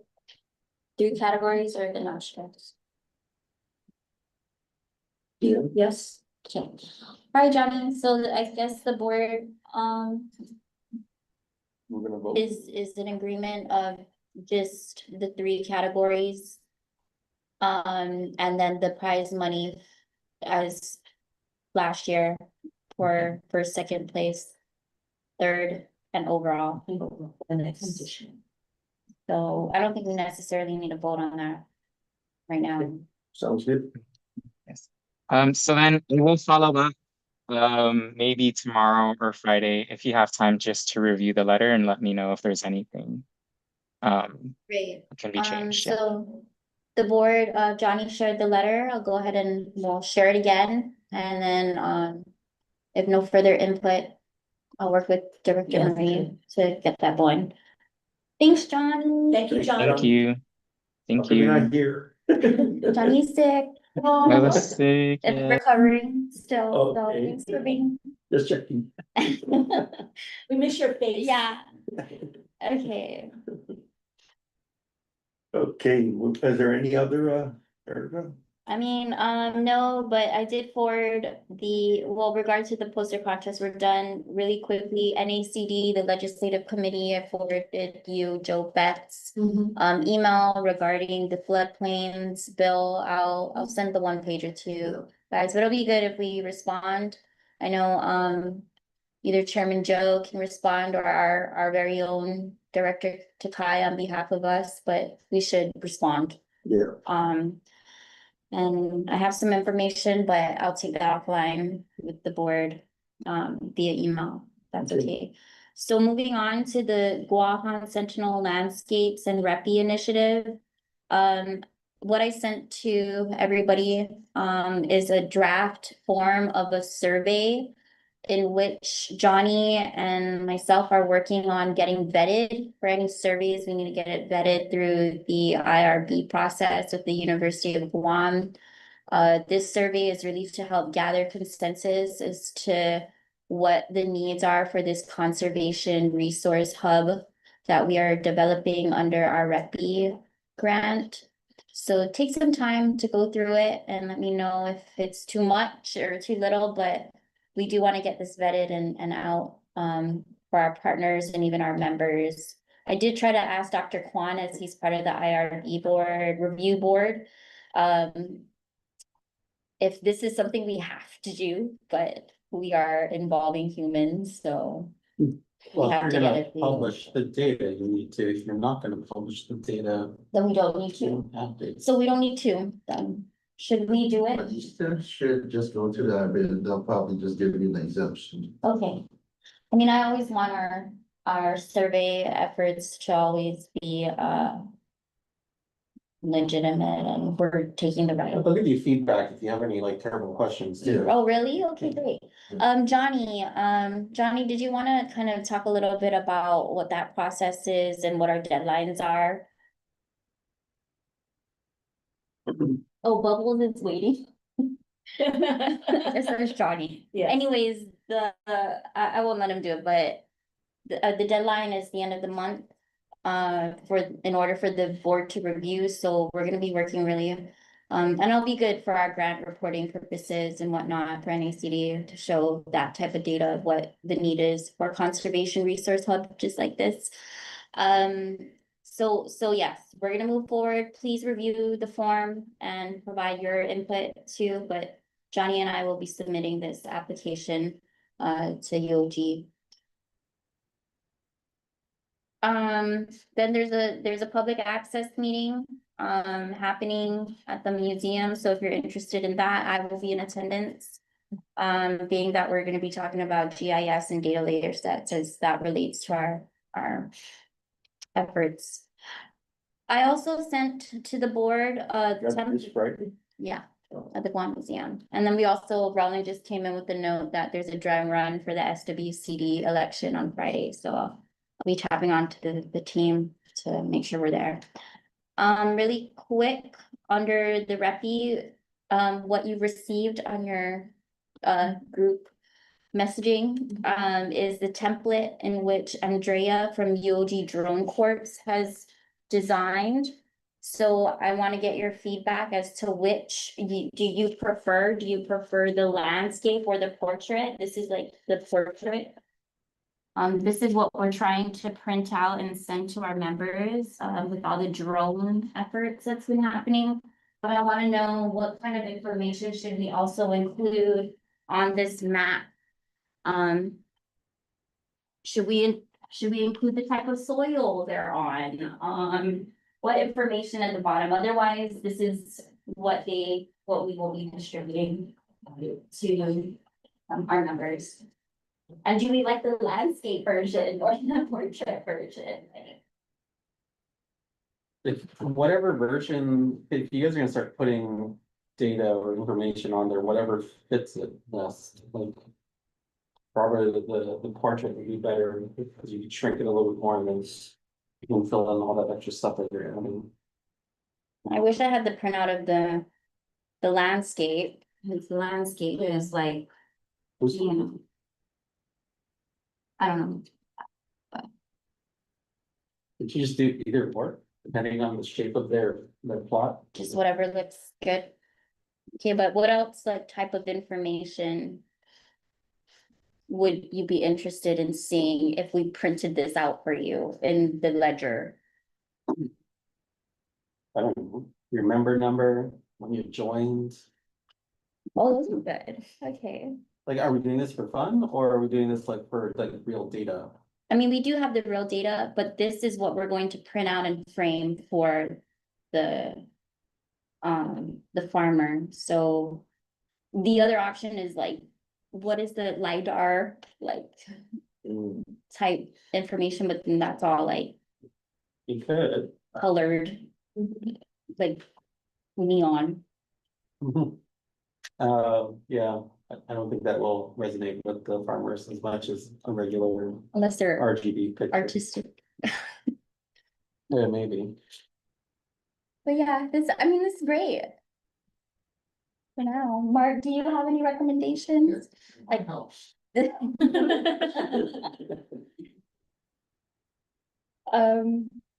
I like the member number, maybe the day that they joined and. And just like basic specs on their land, like just how many acres? The type of soil, like you mentioned earlier, is good to know. They're on a Kina. And like, what is that, the topography or, elevation? Maybe their Like watershed, that, right? Yeah, their watershed would be nice. watershed, preferably the tomorrow, The address. the address. So, I'm looking at someplace in Georgia or. Telephone. Chairman was saying topography. Topography. I wouldn't put their address up, Topography, like- like, if that's their personal information. Would that, even if it's just a village? Oh, yeah, village, sure, but not on actually street address. We can find it from the map. Like telephone, yeah, Malolo. Yeah, I like that too, because this gives you that idea of what, Yeah, because we're already familiar with yeah. what it looks like in those villages, so it gives me more information. I thought, okay, got it. okay, cool. So we'll go ahead and incorporate the recommendations and for the final approval by the board and then, yeah, move forward. I think Andrea has reported that she's able to map 23 farms, which is pretty good. I'm considering.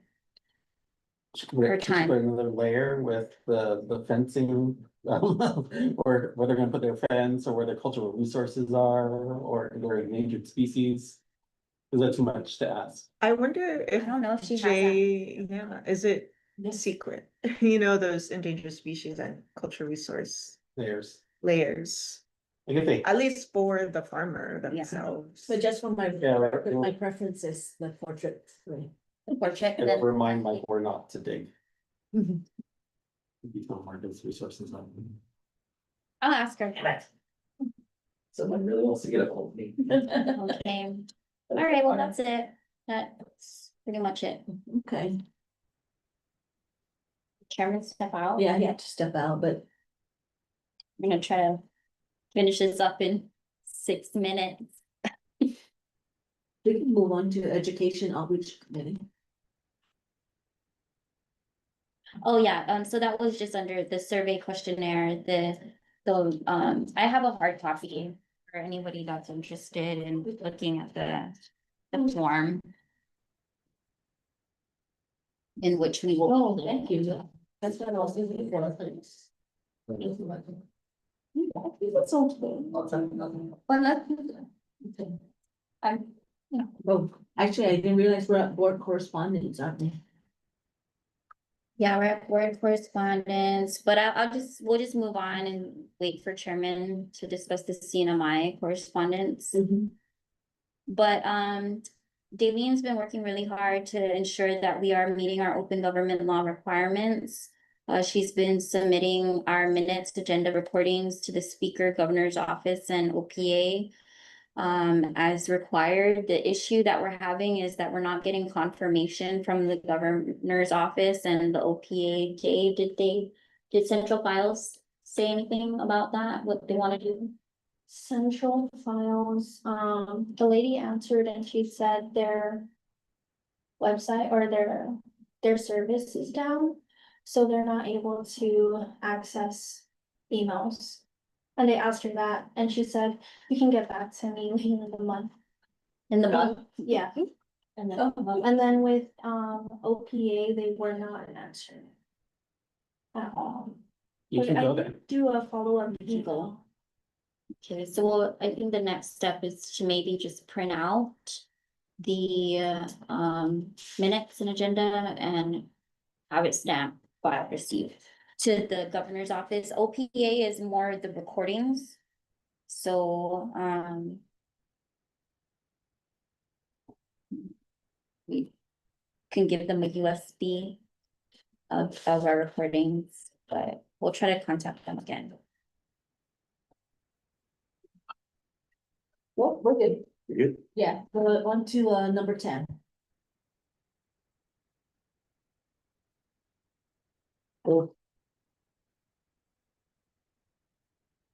The board correspondence. Yes. So where are we at here? Oh, you want me to? I'll bring them. So one of the things we got from CNMI requests, Glenn Manglonia. He called me and he was asking if we could support them in their effort to attend the region meeting. So they're able to get their flight travels, everything and going. But they're asking if we can help them with their hotel it's only one room. There'll be two of them, Glenn and Jose. Would be going, so they'll be sharing the room if we decide to support that effort. To me, I don't have a problem as long as we have the funds to do it. And that's what I would ask you, Erica, is there a means to do that? Are we allowed to? Yeah, I mean, I looked at our budget and still have funding. We just have to appropriate that sponsorship into the travel training conferences Yeah. budget category for them. Yeah. If we can, I think it's a good thing because, being in this board for the last, what is it? I mean, 7 years or something. It's always been that we're trying to get our neighbors really involved and helping them get there. Do that. We did a lot of things with the training and all these other stuff, right? So I feel like this is a small thing to go for us to do. So I don't know, but what do you think? Anybody? I agree too. I feel that if we have it within our budget, I have no problem with that. This is the meeting coming up in Colorado, right? And so definitely we want them there because again, we want them to partner with us and help with the regional meetings. Yes. Yeah, for next year. So to have them physically present in those meetings, knowing that we're going to also be having them part of that committee. I think it is important that we're able to help them to be there. Yeah. I'm like, can we ask them to do something for us? Oh, no, they're willing, Like, they're willing to like- do something. To Guam and Yeah. TED Talk, I don't know. Yeah, that's what I mean, like, Right. yeah, I think it'll be good. We they're, talked they're, about they're that. in our committee for the Yeah, planning committee, okay. they just don't know yet, we'll let them have it. In Colorado. Glenn or Yvonne, you guys have any comment on that? No, I think we wanted to have a stronger partnership with our regional partners, and so I think this is a great opportunity to do that. So I'm in agreement.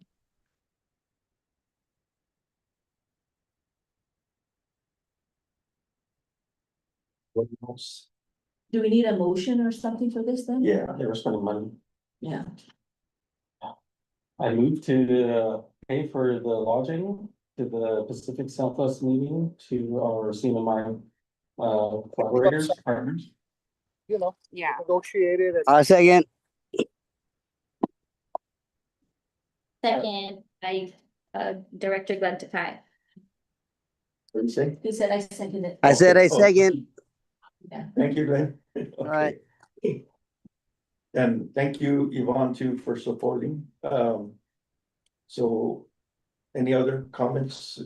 Or so without objection, so move. Thank you for that. I know that they will be definitely very much appreciative of our help. He even called me yesterday, I think it was. So, how should we go about it? Should we reserve the room or just say that based on the GSA per diem lodging, this is what we are going to cover for the lodging?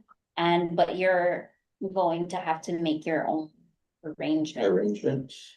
Yeah. Well, I can ask him. What do you think? I thought we could make their reservation and stuff. Are we able to do that for that? We can make the That way reservation. it's just one. Yeah, Yeah. And, right, and then just write, I guess. The check can go like, let's say to chair, and he'll be the one to present, to pay the. The room, the lodging or lodging, Yeah. or do we give them the own? That means, so give the extra. no, we could just pay it, right? Yeah, so, Bulk. Along the Yeah. large stuff, so. so he will get that extra amount in his per diem check, Yeah. cause you know, how you get the, Mm, and then when you Too put your much card overtime. in. Okay.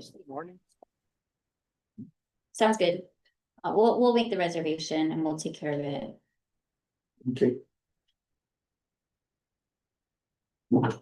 There you go. I already said it, right? Without objection, we're good. Yes. Okay, thank you. What else? The 2025 open government law requirements, Erica. Oh, we previously discussed where we've submitted it. We're having some Yeah. issues submitting to the OPA and central files, but I'll work with Daleen to make sure we get it submitted.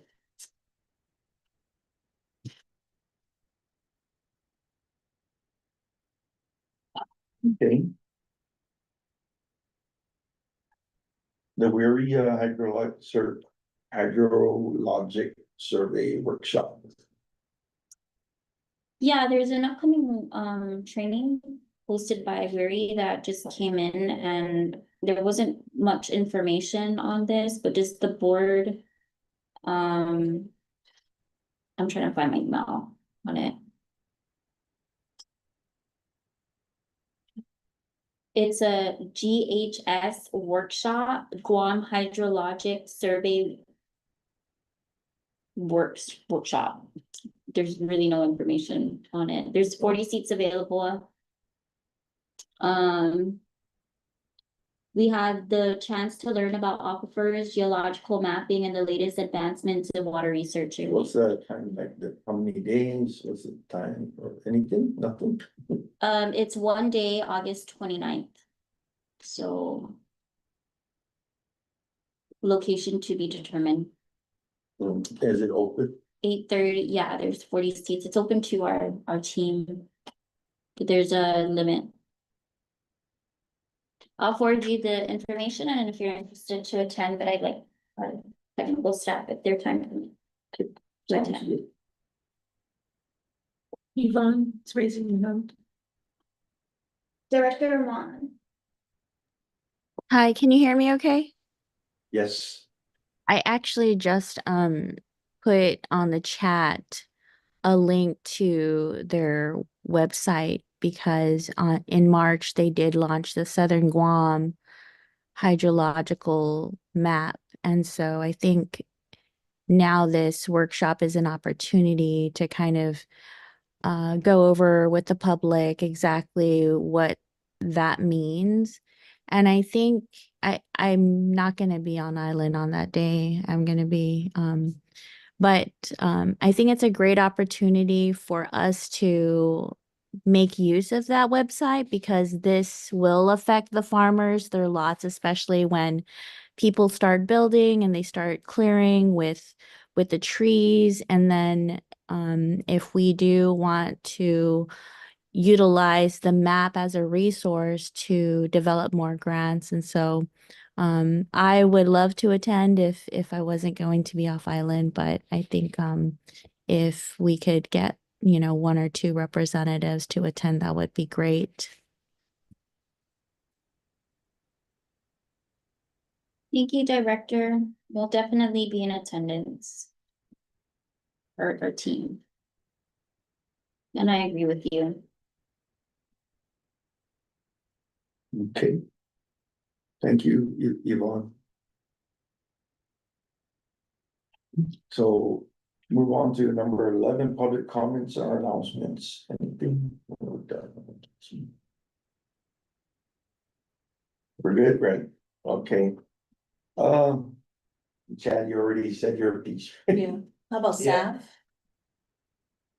Oh, is Joe there? No, Savannah is. Savannah's there. Oh, Savannah. Yeah, you want to say something? Hi, no, we don't have reports as of now. Thank you. Thank you for joining Okay, us. yeah, thank you. I guess Joe's not there, huh? Yeah. Okay. Okay, so we're good. Moving on to executive session. So we need to Yeah. go into executive session, so. Are they good to go? They're good. Yeah. Okay, You guys are good thank to you go. guys. Thank you for